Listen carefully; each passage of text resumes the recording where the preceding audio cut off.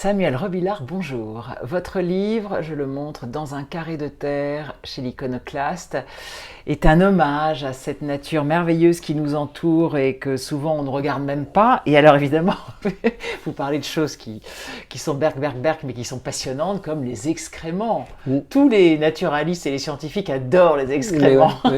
Pourquoi? C'est assez fabuleux. Hein. C'est assez fabuleux d'imaginer que ce truc qui évidemment Qui nous, sent nous mauvais, dégoûte, on peut le qui sent dire. mauvais, qui nous dégoûte, qui est la fin d'un processus, celui de la digestion. Imaginer que ça ait de la valeur, quand on en prend conscience, finalement ça devient assez vite assez fascinant. Si on prend une bouse, hein, vous allez, ou plus généralement les excréments de mammifères, vous allez avoir des centaines d'insectes qui vont être dépendants de ces excréments. En fait, on va avoir une succession, c'est comme tous les autres déchets, comme le bois mort ou autre, on va avoir une succession d'organismes qui vont s'installer sur la bouse, qui vont finir par la dégrader et la faire disparaître, mais qui en attendant vont pouvoir l'utiliser pour plein de choses différentes. Et si on prend une bouse par exemple, elle va pouvoir servir évidemment de nourriture, parce qu'en fait il y a encore des choses à manger dans une... Beaucoup même. Même beaucoup de choses, des bactéries notamment, mais aussi tout ce qui n'est pas digéré par le mammifère.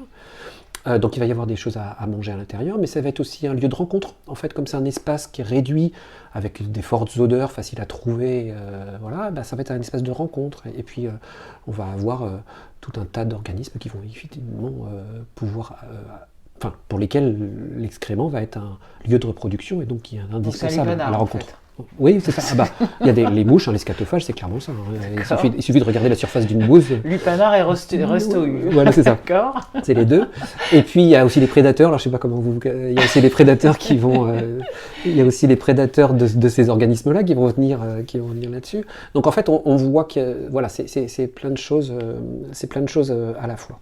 Et en fait, les animaux vont pouvoir dégrader progressivement la bouse, qu'à condition que cette bouse soit présente et si possible sans produits susceptibles de leur nuire. Et c'est vrai notamment des bousiers. D'où le problème des insecticides, etc.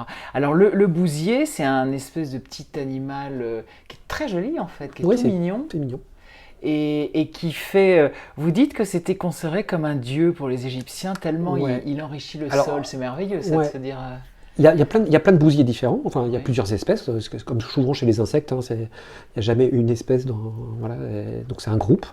On est pareil dans les coléoptères, dans ce groupe-là. Donc chez nous, on va trouver beaucoup le petit bousier géotrupes, et effectivement, en région méditerranéenne, Égypte comprise, on trouve le scarabée sacré. Et ce qu'on appelle le scarabée sacré, symbolisé chez les Égyptiens, c'est en fait un bousier. Et les Égyptiens avaient déifié en fait cet insecte. Il y a le cycle de vie de l'animal, c'est-à-dire l'idée qu'il prend des excréments, donc il fait une boule, le scarabée sacré, ce qui n'est pas vrai de tous les bousiers, mais celui-là il fait une boule. La boule, ça rappelle le soleil, qui était aussi une divinité chez les Égyptiens. Et la boule, elle va être enfouie dans le sol. Il la roule avec ses pattes. Avec ses pattes arrière, les pattes avant par terre, et puis les pattes arrière levées, puis il la pousse.